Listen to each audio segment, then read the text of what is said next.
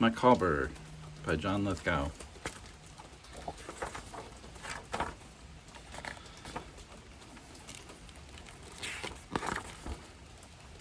One Sunday in springtime, Micawber arose from his Central Park carousel nest.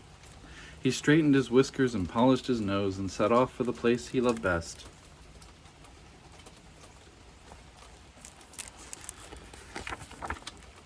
He scampered past pigeons and poodles and geese, past boathouses and bandshell and zoo, past joggers and skaters and mounted police, to a palace on Fifth Avenue.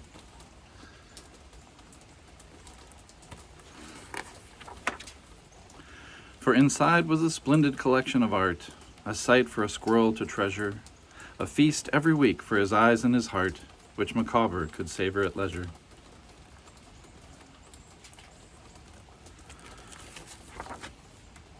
Through the window he'd gaze at Van Dyck and Van Gogh, appraise every Rembrandt and Titian.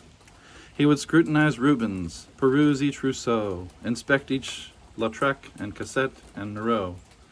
He would find a new favorite each time he would go, and nobody charged him admission.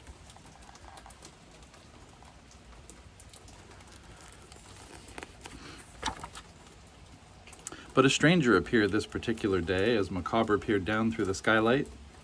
She stood at an easel beneath a Monet that depicted a haystack at twilight.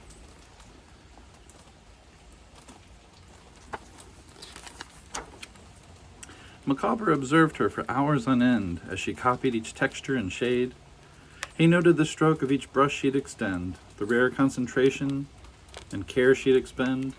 She'd become his unwitting and unknowing friend by the time the day started to fade.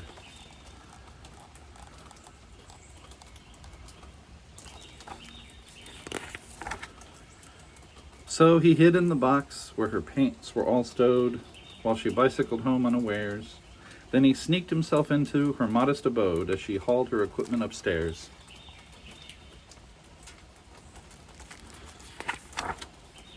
From the box after midnight, the stowaway crept, stretched his limbs and adjusted his eyes, and while his beguiler contentedly slept, he rifled through all her supplies.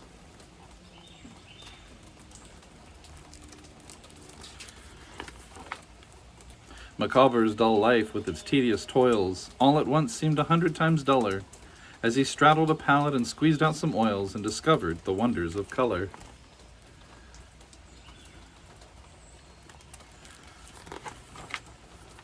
He dabbed at a canvas with cadmium green, employing his tail as a brush, then magenta, vermilion, ultramarine,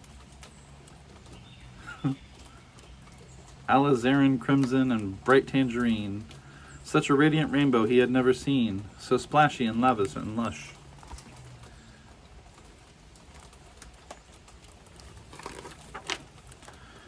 By morning, Micawber was finally done and so proud that he practically fainted.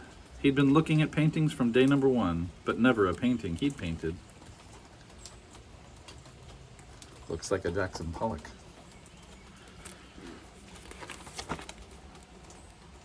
As the sunlight poured in, he was ready to go, leaving everything just as he'd found it.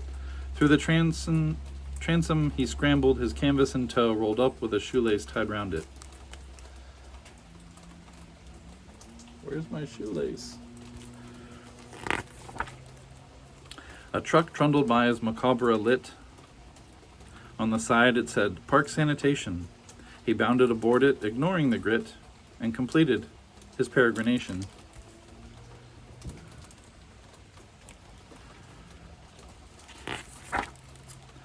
He returned 30 times by the following fall, and the paintings he poured forth like a geyser. He fastened them all to his living room wall, and the woman was never the wiser.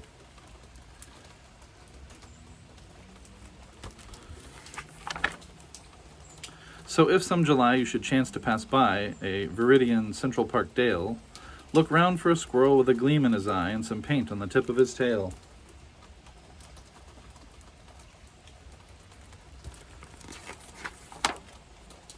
And if you should visit the old carousel, look up at its uppermost part. Inside, although nobody ever could tell, a talented squirrel continues to dwell. If you try, you can picture it, clear as a bell.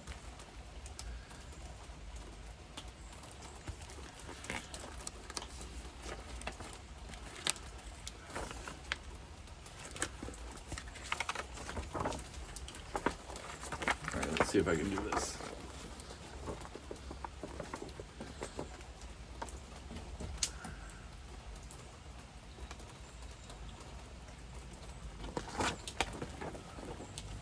Micawber's Museum of Art.